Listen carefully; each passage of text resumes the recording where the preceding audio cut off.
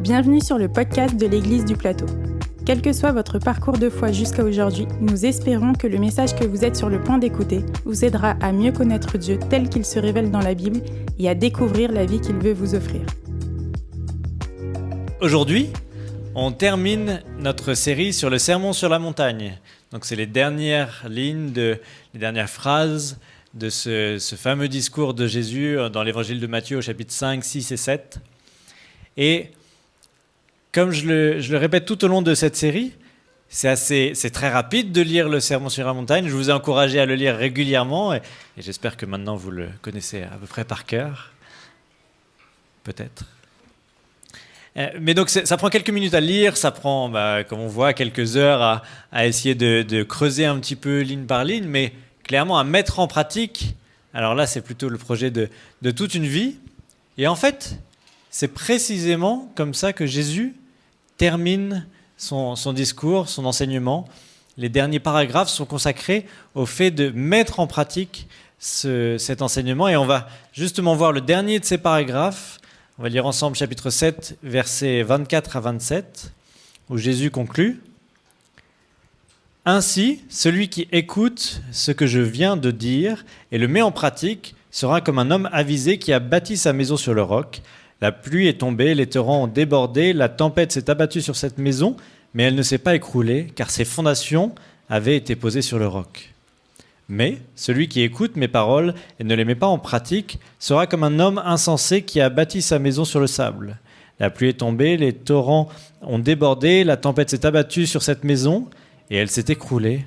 Sa ruine a été totale. » Alors pour ceux qui ont l'habitude de l'Église, qui ont grandi en Église, l'histoire est assez familière, elle est assez simple, elle est assez facile d'accès. C'est justement pour ça que c'est un classique des histoires pour enfants en général à l'Église. Donc Jésus fait le contraste entre deux types de maisons. Il y a une première qui est fondée sur le roc et elle résiste quand vient la tempête. Et il y en a une qui est fondée sur le sable et elle s'écroule quand la tempête vient. Et donc il est assez clair, Jésus est en train c'est pas un manuel d'architecture, il n'est pas en train de nous enseigner comment construire une maison. Il utilise cette image pour dire qu'il y a deux types de personnes. Et en fait, dans ces deux types de personnes qui sont représentées par ces deux maisons, ces deux types de personnes ont des différences, mais ont d'abord deux choses en commun. D'abord, les deux types de personnes ont écouté. Il démarre à chaque fois celui qui écoute. Et donc, dans le cadre du Sermon sur la montagne, c'est en particulier celui qui a écouté l'enseignement de Jésus qui vient d'être donné.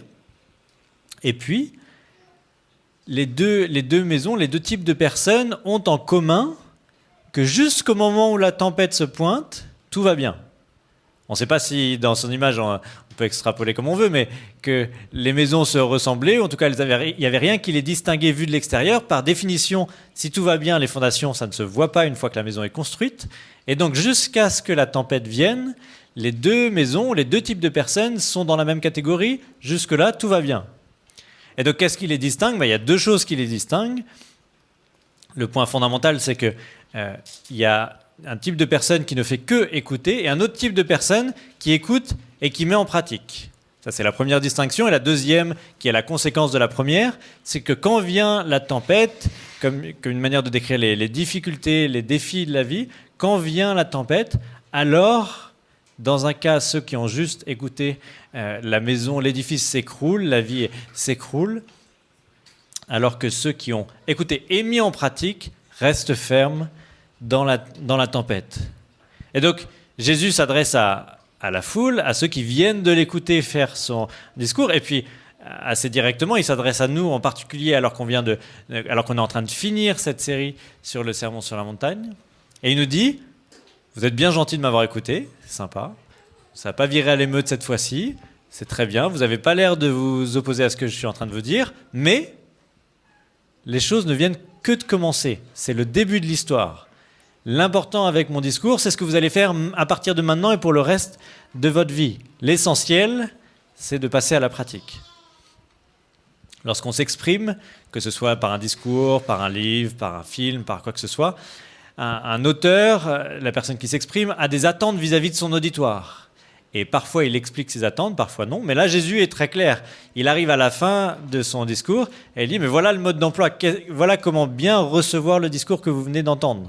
Vous ne venez pas d'entendre un discours sur la philosophie morale. Vous ne venez pas d'entendre une liste de règles qui simplement vous culpabiliserait de ne pas réussir à les respecter. Vous venez en quelque sorte d'entendre, et c'est ce qu'on a vu dès le début, une forme de mode d'emploi. Jésus est en train de dire, je suis en train d'établir le royaume de Dieu sur terre, et je vous explique comment être ce royaume, comment vivre cette contre-culture, cette culture alternative qui montre au reste du monde comment vivre différemment. Donc ce n'est pas quelque chose de théorique, c'est quelque chose à mettre en pratique. Et si vous m'écoutez simplement, vous êtes en train de passer à côté de ce que j'ai voulu vous dire. Et donc Jésus met en garde son auditoire de dire, pendant un certain temps, vous pouvez, si vous voulez, essayer de piocher dans ce que j'ai dit, prendre ce qui vous intéresse, rejeter ce qui ne vous intéresse pas.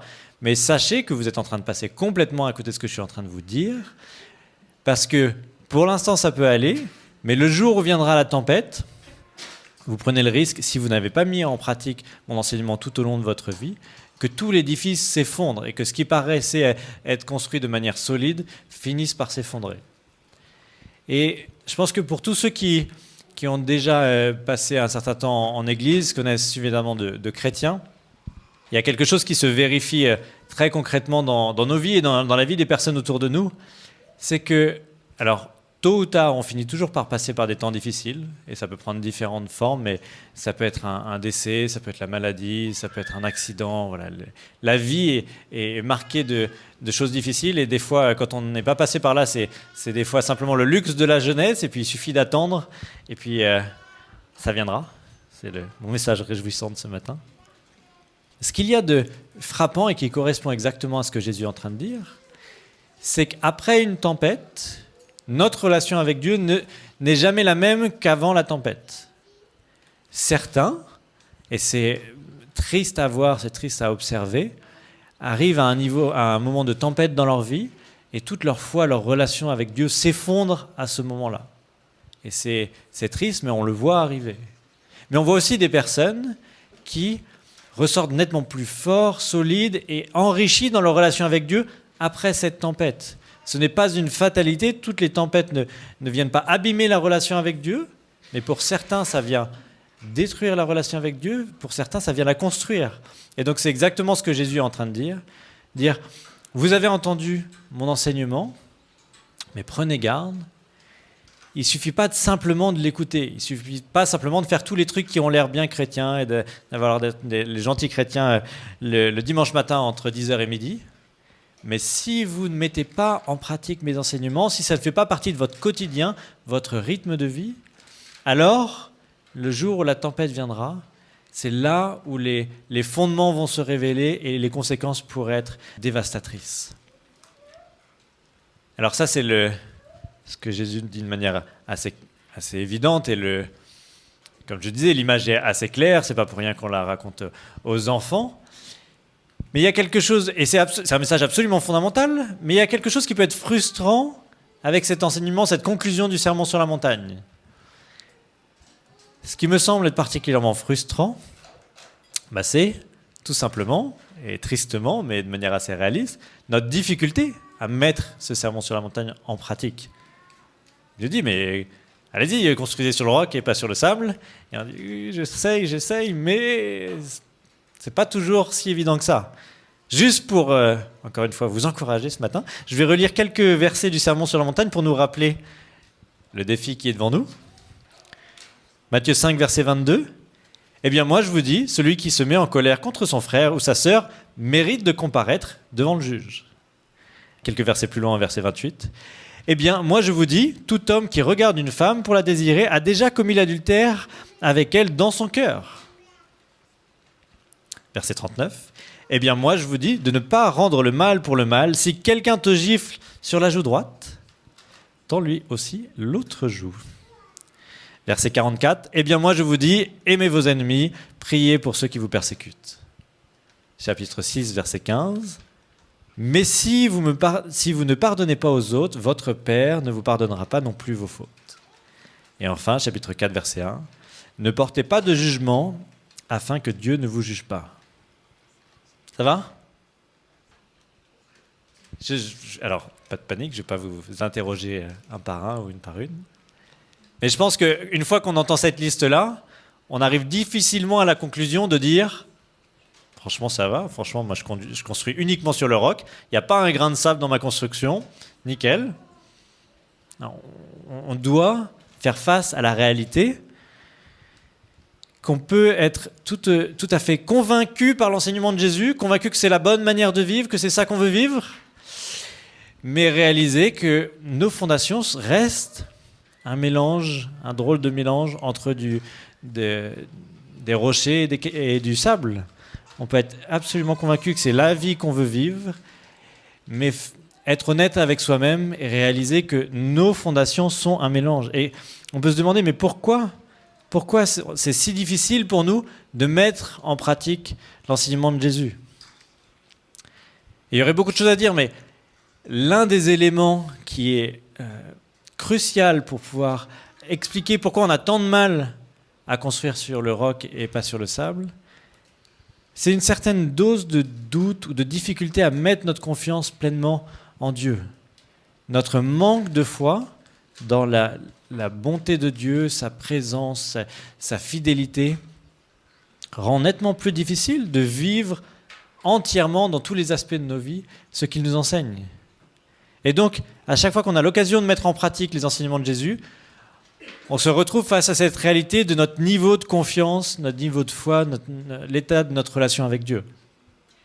Charles, la semaine dernière, nous a partagé le fait que nous sommes réconciliés avec Dieu, et c'est tout le message de l'Épître aux Romains, nous sommes réconciliés avec Dieu par la foi. C'est au travers de notre foi que nous pouvons être en bonne relation avec Dieu, être pardonnés et réconciliés. Et c'est absolument fondamental. Mais dans les faits, dans notre relation avec Dieu, notre foi, ce n'est pas quelque chose de binaire. On ne passe pas de zéro foi en Dieu, et puis on met notre foi en Dieu, et d'un coup on passe à 100%. Il n'y a pas juste la position 0 ou 1. On met notre confiance en Dieu en croyant qu'il est vivant, que Jésus a accompli à la croix ce qui est nécessaire pour que nous puissions être pardonnés, réconciliés avec lui et vivre notre vie avec lui jusque dans l'éternité. Mais dans la réalité et les profondeurs de notre cœur, il reste des parts de doute. Et ça fait partie des réalités chrétiennes communes et de ce qui rend difficile de mettre en pratique les enseignements de Jésus. Pour donner un exemple, juste prenons l'exemple de la générosité et de l'argent qui revient régulièrement dans le Sermon sur la montagne. Je vais vous lire au chapitre 6 à partir du verset 2. « Quand donc tu donnes quelque chose à un pauvre, n'attire pas bruyamment l'attention sur toi, comme le font les hypocrites dans les synagogues et dans les rues. Ils agissent ainsi pour être loués par les autres. Je vous le déclare, c'est la vérité, ils ont déjà leur récompense. Mais quand ta main droite donne quelque chose à un pauvre, ta main gauche, elle, ne doit pas le savoir. Ainsi, il faut que ce don reste secret, et la conclusion est absolument importante, et Dieu, ton Père, qui voit ce que tu fais en secret, te récompensera. Il y a un enjeu de confiance qui est au cœur de notre capacité à être généreux dans cet exemple-là. Ma confiance dans mon argent, elle est beaucoup plus claire, beaucoup plus linéaire, on pourrait dire. Je sais combien j'ai, je sais qu'est-ce que je peux acheter avec, modulo l'inflation. Je sais qu'est-ce que je peux épargner, je peux imaginer ce que ça me permettra quel investissement ça me permettra de faire dans le futur, je peux imaginer quels éléments de la vie, quelles incertitudes de la vie pourraient être, auxquelles je pourrais faire face grâce à mon épargne. Mais par contre, pour ce qui est de mon argent que je donne aux pauvres, qu'est-ce que je sais vraiment? Qu'est-ce qui me permet de prendre une décision, d'être généreux ou pas? Là, c'est a priori simple. Dieu nous promet de nous récompenser. Mais la difficulté, c'est je ne sais pas quand, je ne sais pas comment, et puis je peux douter, d'une manière ou d'une autre, sur le fait, est-ce qu'il va vraiment tenir sa promesse? Est-ce que sa récompense sera vraiment d'une plus grande valeur que ce que j'ai donné? Et derrière ça, c'est, est-ce que je suis prêt à croire que Dieu tient ses promesses et qu'il est réellement bon? C'est-à-dire qu'il est un bon père qui donne à ses enfants des bonnes choses qui ont plus de valeur que ce que nous pourrions abandonner pour le suivre, pour mettre en pratique ses enseignements. Et c'est là où on voit un enjeu direct de notre confiance, pas simplement notre confiance, est-ce que Dieu existe, est-ce qu'il y a un Dieu quelque part, ou est-ce que Jésus existe, est-ce que Jésus est ressuscité, mais est-ce que je suis prêt à mettre ma foi en Dieu et croire que ce qu'il me promet a plus de valeur que ce qu'il me demande de donner. Et c'est tout à fait concret. Quelques versets plus loin, au verset 19, « Ne vous amassez pas des trésors sur la terre, où les mythes et la rouille détruisent, et les cambrioleurs forcent les serrures pour voler. Amassez-vous plutôt des trésors dans le ciel, où il n'y a ni mythe, ni rouille pour détruire, ni cambrioleur pour forcer les serrures et voler, car ton cœur sera toujours là où est ton trésor. » Cette conclusion, elle est évidente, elle est forte, elle est solide, du moment qu'on est convaincu que Dieu est un Dieu bon, dont le trésor a plus de valeur que tout trésor qu'on pourrait abandonner sur cette terre. Ça suppose, pour le mettre en pratique, que le trésor qu'il nous promet, d'être confiant que le trésor qu'il nous promet a plus de valeur que le trésor que nous pourrions abandonner en étant généreux. Alors, pour nous aider avec nos doutes, avec nos difficultés, à mettre notre confiance en Dieu, je voudrais mentionner un mathématicien et un philosophe. J'espère que ces deux termes ne vous feront pas trop peur. Mais je voudrais mentionner Blaise Pascal, qui est un mathématicien et un philosophe extrêmement célèbre du XVIIe siècle, qui a écrit les pensées de Pascal, qui ont été publiées après sa mort, dans lesquelles il défend la foi chrétienne, en particulier il la défend auprès des agnostiques, c'est-à-dire les personnes qui ne savent pas trop où se situer vis-à-vis de Dieu, qui sont encore dans l'hésitation, est-ce que Dieu existe, est-ce que Dieu n'existe pas, et surtout, est-ce que du coup je devrais vivre à la lumière des enseignements de Dieu s'il existe, ou est-ce que je peux être libre de vivre ma vie comme je veux si Dieu n'existe pas ? Et même s'il s'adresse donc aux agnostiques, ceux qui n'ont pas de conviction particulière vis-à-vis de Dieu, ce qu'il dit vis-à-vis du doute qu'on peut avoir envers Dieu a quelque chose de très profond et de très riche à nous apprendre. Et en particulier, alors le passage le plus connu des pensées de Pascal, c'est le pari de Pascal. Je ne sais pas qui a déjà entendu parler du pari de Pascal. Une personne. 2, 3, donc quelques-uns en ont entendu parler, c'est quelque chose qui revient régulièrement et peut-être quand je vais le mentionner, ça reviendra à d'autres dire « Ah si, je me souviens plus que ça s'appelait comme ça ». Donc le point de départ de Pascal, c'est, comme je le disais, l'incertitude au sujet de l'existence de Dieu. Est-ce que Dieu existe ? Est-ce qu'il n'existe pas ? Et du coup, quel impact ça peut avoir sur ma manière de vivre ? Et pour Pascal, ce qui est assez spécifique, il part du point de départ qu'en tant qu'être humain, en tant qu'être fini, on ne peut pas prouver l'existence de Dieu. On ne peut pas déterminer exactement qui est Dieu parce qu'un être fini ne peut pas déterminer exactement, ne peut pas prouver l'existence d'un être infini. Nous sommes tellement dépassés par Dieu qu'il y a quelque chose qui échappe à notre raisonnement, qui ne peut pas entrer simplement dans nos processus rationnels. Mais il dit, malgré ça, on doit quand même faire un choix. Même si on ne peut pas prouver simplement par la raison est-ce que Dieu existe, est-ce que Dieu n'existe pas, ou qui est Dieu, quelles sont ses caractéristiques. Mais il nous dit on est quand même obligé de faire un choix. Par notre simple entrée dans la vie, on est obligé de faire ce pari, de dire de quelle manière je vais vivre ma vie. Est-ce que je vais vivre ma vie comme si Dieu existait, ou est-ce que je vais vivre ma vie comme si Dieu n'existait pas ? De fait, parce qu'on a un comportement, parce qu'on vit, on fait des choix au quotidien, nos comportements montrent. Est-ce qu'on est en train de faire le pari que Dieu existe ? Ou est-ce qu'on est en train de faire le pari que Dieu n'existe pas ? Et il propose de considérer une approche probabiliste, rationnelle, pour essayer de faire notre choix. De dire quelles sont les options et est-ce qu'on devrait faire le pari que Dieu existe ou est-ce qu'on devrait faire le pari que Dieu n'existe pas ? Habituellement, on présente ce pari sous la forme d'un tableau qui se présente sous la forme suivante. Donc, soit on fait le pari que Dieu existe, et alors, donc c'est « je crois ». Et donc si Dieu existe, alors le gain est infini. On peut passer l'éternité avec Dieu. Et donc parce que c'est éternel, le gain est infini. Et si Dieu n'existe pas, on a simplement cherché à faire la volonté de ce Dieu qui n'existerait pas. Et donc on a entre guillemets une perte finie dans cette vie sur Terre. Et si je fais le pari que Dieu n'existe pas, donc je me mets dans la case « je ne crois pas », alors il y a une perspective, si Dieu existe, d'avoir une éternité de condamnation. Et puis si Dieu n'existe pas, simplement j'aurais vécu ma vie comme je veux. Et donc, dans son approche probabiliste, désolé pour certains, le mot probabilité fait peut-être pousser des boutons, mais il n'y aura pas de calcul, il n'y a pas de chiffres qui vont apparaître, soyez sans crainte. Mais l'idée est très simple.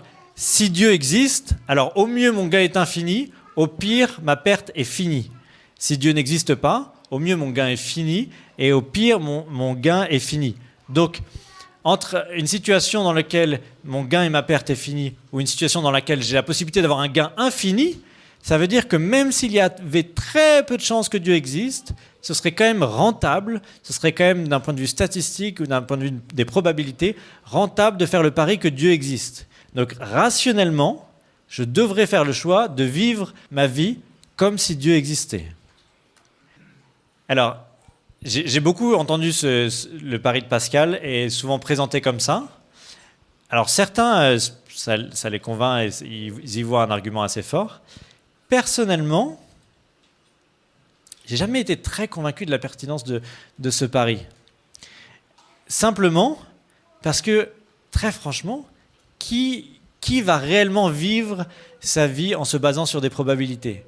Qui va vraiment s'asseoir, faire les calculs et dire « Hop, voilà le résultat du calcul et je vais faire tous mes choix au quotidien sur la base de ces calculs ».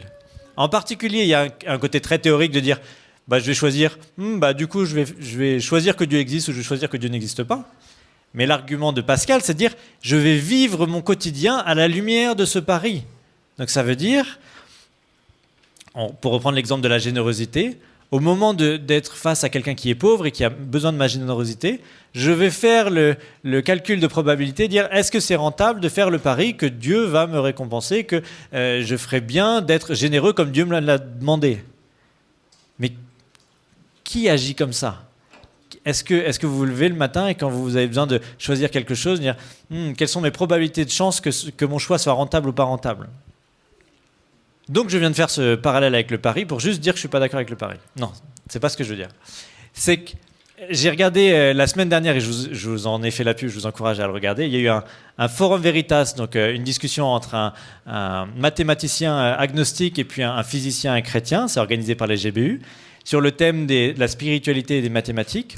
Et donc Cédric Villani, en l'occurrence le mathématicien agnostique, a repris cet exemple du pari de Pascal pour montrer que ce résumé que je viens de vous faire est beaucoup trop réducteur et que l'argument de Pascal est beaucoup plus riche que ça. Il est beaucoup plus pertinent que ça.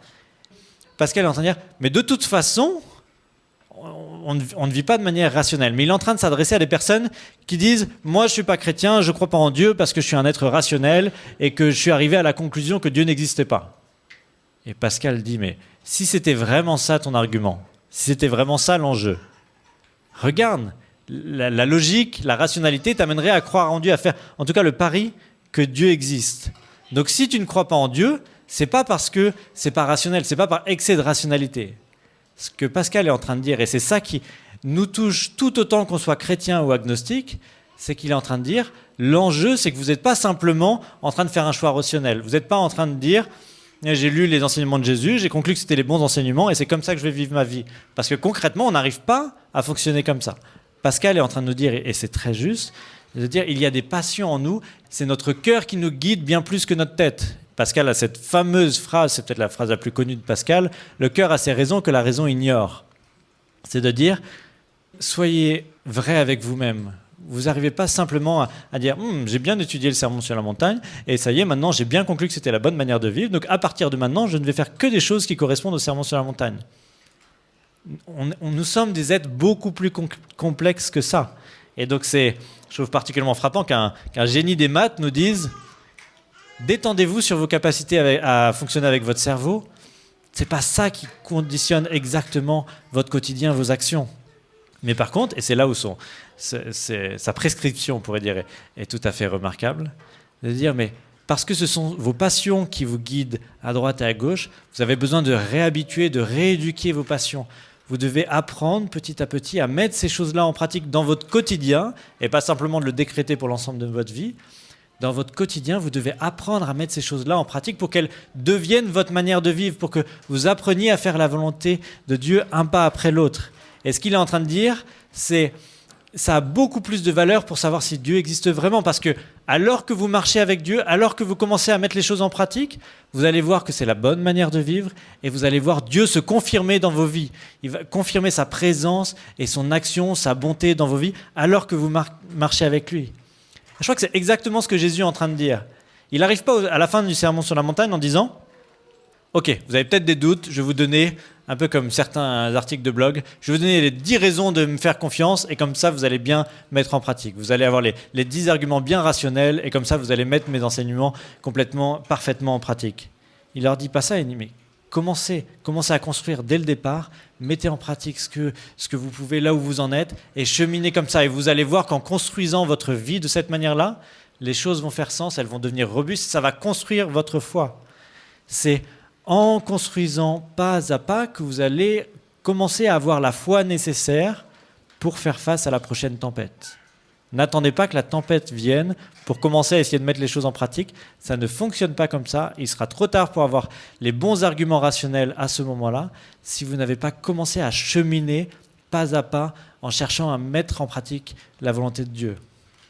Littéralement, le verset 24, le premier verset qu'on a lu, ça dit, alors ça fait bizarre en français si on le traduisait littéralement comme ça, mais littéralement c'est « Ainsi celui qui met en pratique sera rendu semblable à un homme sage ». C'est-à-dire que c'est la mise en pratique qui nous rend tel un homme sage. On pourrait dire, dans une logique strictement rationnelle, nous réfléchissons bien, nous devenons un homme sage ou une femme sage, et ensuite on va commencer à faire les choses bien comme il faut. Jésus nous amène à cheminer dans le sens inverse, de dire commencez à mettre les choses que je vous ai dites en pratique, et c'est en cheminant, en les mettant en pratique, que vous deviendrez réellement sage, parce que vous allez y découvrir Dieu, sa fidélité, sa bonté. Vous allez y découvrir que c'est la bonne manière de vivre. C'est ça que vous devez apprendre à vivre. Et donc il y a une forme de cercle vertueux qui doit s'engager. Charles nous a parlé de la première étape la semaine dernière, de démarrer par la foi, mais on doit grandir en mettant en pratique. Et plus on met en pratique, plus ça nourrit notre foi. Et plus ça nourrit notre foi, plus on va être motivé à mettre en pratique. Moins on va avoir de doutes, plus on va être confiant que Dieu est un Dieu fidèle qui veut prendre soin de nous. Et alors on va être libre de mettre en pratique, pas comme un pari probabiliste, mais parce qu'on aura construit sur notre vécu. Et c'est un pari qui est complètement différent. Ce n'est pas un pari où on dit « j'espère que ça va bien se passer », mais plutôt parce qu'on a commencé à cheminer, alors on a découvert la fidélité de Dieu et alors on est motivé à continuer à cheminer avec Dieu. Et donc pour reprendre notre exemple de départ sur la générosité, c'est quand on commence à mettre en pratique, c'est quand on commence à faire confiance à Dieu vis-à-vis de notre relation avec nos biens matériels, nos richesses, quand on commence à lui faire confiance en étant généreux dans les petites choses, qu'on découvre sa fidélité et qu'on découvre qu'en fait on ne perd rien, on n'est pas en train de perdre quelque chose de sûr et puis d'espérer qu'il se passe quelque chose de positif après, mais on est en train d'entrer dans une vie bien vécue telle que Dieu est en train de nous construire. C'est comme ça que Pascal termine son argument quelques paragraphes plus loin en disant « Je vous dis que vous y gagnerez en cette vie ». Donc en fait, il ne conclut pas que si vous faites le pari, vous êtes un peu perdant, mais Dieu se rattrape dans l'éternité. Il est en train de dire « Dès cette vie, vous y gagnerez ». Et qu'à chaque pas que vous ferez dans ce chemin, vous verrez tant de certitude de gain et tant de néant, c'est-à-dire qu'il n'y a aucune valeur de ce que vous perdez, tant de néant de ce que vous hasardez, que vous connaîtrez à la fin que vous avez parié une chose certaine, infinie, pour laquelle vous n'avez rien donné. C'est ça ce cheminement qu'on doit avoir en commun, quel que soit notre niveau de foi avec Dieu, qu'on soit encore agnostique ou qu'on soit chrétien de longue date. Pascal est en train de nous dire, mais vous n'avez pas un saut absolu dans le vide à faire. Vous avez à commencer à cheminer, commencer à être prêt à perdre certaines choses pour faire confiance à Dieu et de voir qu'à mesure que vous cheminez, vous allez découvrir à quel point Dieu est un Dieu fidèle. Pour simplement donner un exemple, et ça n'a rien de radical ou particulièrement extrême par rapport à ça, mais pour continuer sur ce thème de l'attachement aux richesses, dans mon parcours, le simple fait d'avoir accepté l'appel de devenir pasteur, ça représentait alors le terme est absolument mal choisi, mais un manque à gagner dans le sens une perte de richesse par rapport à ce que j'aurais pu avoir comme carrière en tant qu'ingénieur. Certains des fois me posent la question comme si j'avais fait quelque chose de radical, quoi, de dire mais comment tu as pu prendre ce risque-là? Mais c'était pas le lendemain de ma conversion, c'était pas le début de mon cheminement avec Dieu. Je savais que je n'avais rien à perdre.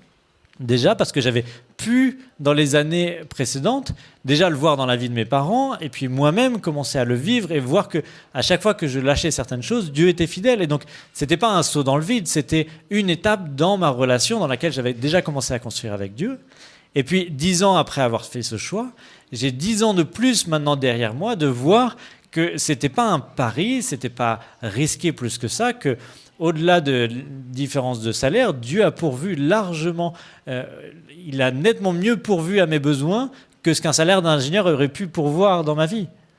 Donc, ce que je suis en train de dire, c'est pas que c'est pas bien d'être ingénieur, que tout le monde devrait devenir pasteur ou quoi que ce soit, c'est pas du tout mon point, mais c'est de dire que c'est en mettant en pratique qu'on découvre qu'on n'est pas tant que ça en train de faire un pari risqué, parce qu'au travers de la marche, Dieu vient rendre concret sa présence, sa bonté, sa puissance et vient progressivement détruire nos doutes. Pas comme quelque chose de binaire où avant on avait des doutes et maintenant on n'a plus de doutes, mais comme une relation qui se construit dans laquelle Dieu vient détruire nos doutes et construire notre confiance en lui.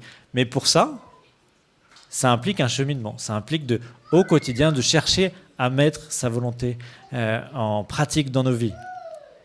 Donc simplement, mon exhortation ce matin, c'est de faire le pari de Pascal, mais pas la version probabiliste. Pas la version de dire, peut-être qu'une fois que j'ai fait tous les calculs, peut-être que je devrais vivre comme si Dieu existait. Mais faire le pari de Pascal, de commencer à vivre maintenant le Sermon sur la montagne, commencer à vivre maintenant tout l'enseignement de la Bible, à votre niveau, là où vous en êtes, avec la prochaine étape qui est devant vous, et de cheminer au quotidien, pas comme quelque chose où vous pensez, pas comme les bonnes résolutions pour 1er janvier, quelque chose du quotidien où vous cherchez à mettre en pratique ce que Dieu vous appelle à vivre et d'y découvrir à l'intérieur de cette relation à quel point Dieu est fidèle. Vous voulez voir Dieu vous montrer qu'il est bon de prier, parce qu'il y a toute une partie du Sermon sur la montagne sur la prière. Il ne s'agit pas juste d'une fois de dire, tiens, je vais prier pendant 2 heures, pendant 3 heures, je vais tester, et puis à la fin de la journée, je serai convaincu si Dieu est fidèle dans la prière.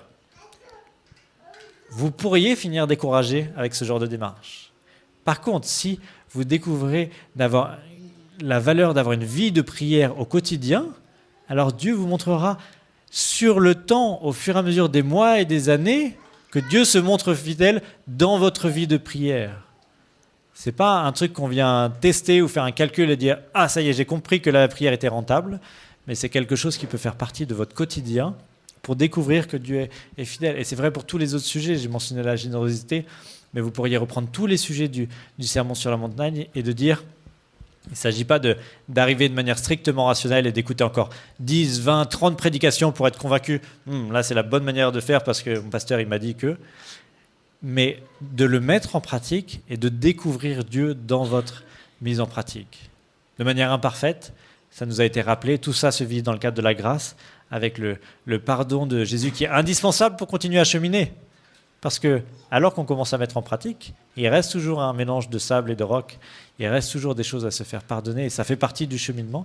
C'est parce que nous entrons dans cette relation déjà pardonnée que nous pouvons continuer à cheminer et dire là c'est encore imparfait, mais je vais continuer à essayer d'avancer, continuer à essayer de mettre ces choses-là en pratique pour que ma vie soit transformée et que mes doutes s'effacent progressivement et que je puisse pleinement mettre ma confiance en Dieu en le basant sur ma relation, sur mon expérience de vie avec Dieu et pas simplement comme un pari probabiliste.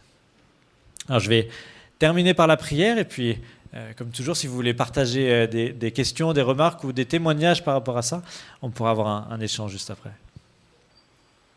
Seigneur, merci parce que tu n'es pas un Dieu qui est resté lointain et qui nous demande de simplement faire un pari en espérant qu'après notre mort, ça paye. Mais tu es un Dieu qui vient construire une relation avec nous. Tu es un Dieu qui est venu mourir sur la croix et vivre parmi les êtres humains. Tu es venu te constituer un peuple et nous, nous sommes à la suite de tout ça, où nous croyons que par ton esprit, tu continues d'agir dans nos vies. Et Seigneur, viens nourrir notre foi par ta présence dans nos vies. Seigneur, par nos expériences, par notre mise en pratique de ta parole. Seigneur, viens au secours de notre foi. Viens faire tomber le doute. Viens nous pardonner à chaque fois que nous mélangeons roc et sable dans ce qui constitue le fondement de nos vies. Et Seigneur, apprends-nous à cheminer pour que nous puissions être les enfants que tu veux voir grandir, que nous puissions être l'Église que tu veux voir refléter ta gloire dans ce monde, Seigneur. Amen. Si vous voulez en savoir plus sur le message que vous venez d'entendre ou sur l'Église du Plateau, contactez-nous sur notre site égliseduplateau.fr ou sur nos pages Facebook et Instagram.